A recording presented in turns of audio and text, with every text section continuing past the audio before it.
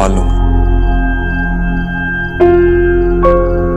ऐसे लाड साहब बनकर कहीं जाने की जरूरत नहीं है। गुजराल साहब का फोन आया था, वो खुद तुझसे बात करना चाहते हैं। वैसे ऐसे मनमानी करने से पहले एक बार जीजी के बारे में तो सोचा होता। अरे अपनी बहनों के बारे में सोच। फिर से उन्हें वही दिन दिखाने हैं क्या? अगर गुजराल साहब ने कुछ उल्टा सीधा कर दिया तो? मामी, मैं आज जो कुछ भी हूं किसी बाहर वाले की मदद से नहीं। न किसी बाहर वाले ने मुझे बनाया है और ना ही कोई बाहर वाला मुझे तोड़ सकता है। मैंने जो भी फैसला लिया है सही फैसला लिया है और मैं जानता हूं कि इस फैसले की कीमत मुझे ही चुकानी होगी। डील नहीं होगी तो बिजनेस को नुकसान तो पहुंचेगा, लेकिन मैं संभाल लूंगा। ये कहाँ का कानून है कि ससुराल वालों के साथ व्यापार नहीं कर सकते? अरे पुराने राजे महाराजे भी अपना राज्य बढ़ाने के लिए शादी करते थे। वो क्या गधे थे? भाभी आप गुजराल साहब को आने दीजिए। हम उनकी बात सुनेंगे और फिर सोचेंगे क्या करना है। याद है आपको जब नेहा का ऐसे ही रिश्ता टूटा था? कैसा लगा था आपको? आज हम भी वही किसी और की लड़की के साथ कर रहे हैं।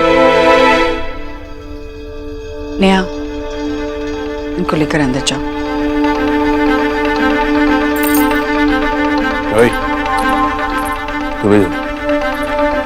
ऐसे अंदर भेजने से क्या होगा इन्हें? सारा सच तो सामने आ ही गया ना। देव ने इतना बड़ा फैसला ले लिया और आपके माथे पर शिकन तक नहीं आई।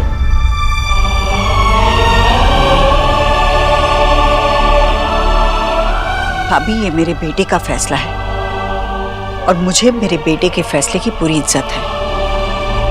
जी, गुजराल साहब इज्जत विज्जत नहीं करेंगे। अरे वो हमारे देव को बर्बाद कर देंगे, बर्बाद। चुप कर राधा रानी। देव ने जो भी फैसला लिया है उसके पीछे कोई खास वजह होगी।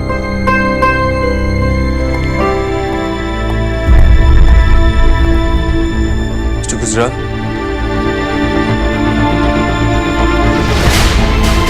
आइए ऊपर स्टडी में बैठ के बात करें।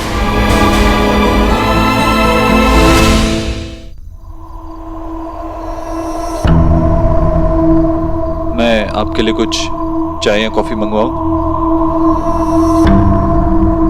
मैं यहाँ चाय पीने नहीं आया हूं देव।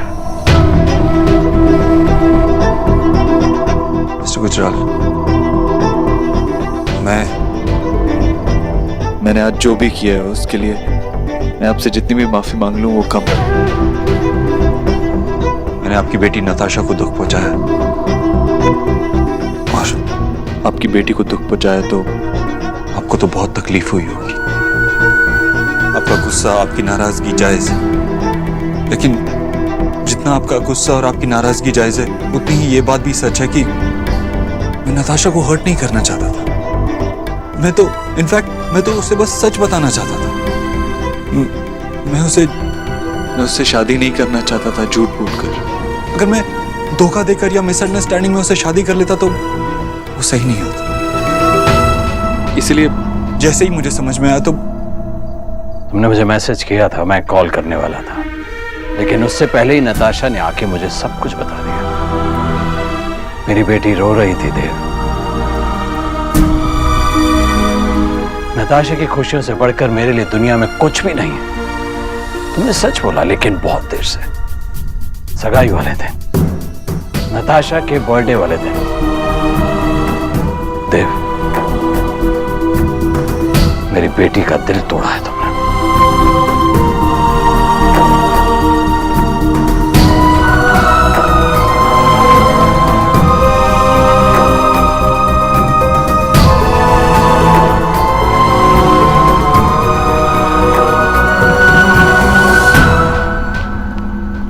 भाई साहब, भाभी, मुझे इनसे अकेले में कुछ बात करनी है। ठीक है।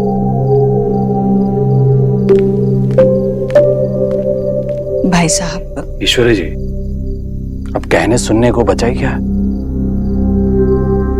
जानती हूँ, पर माँ हूं। बच्चे की आने वाली जिंदगी के लिए शुभकामनाएं देना चाहती थी और जो कुछ भी हुआ उसके लिए माफी मांगना चाहती थी। मेरा बेटा व्यापार में कैसा है ये आप मुझसे बेहतर जानते हैं, पर मैं बस इतना जानती हूँ कि वो एक बहुत सच्चा लड़का है।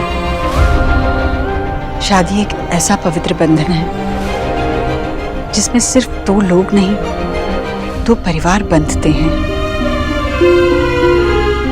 देव ने ये जो फैसला लिया है वो जरूर निस्वार्थ होकर परिवारों के बारे में सोचकर लिया होगा, ना कि व्यापार के बारे में।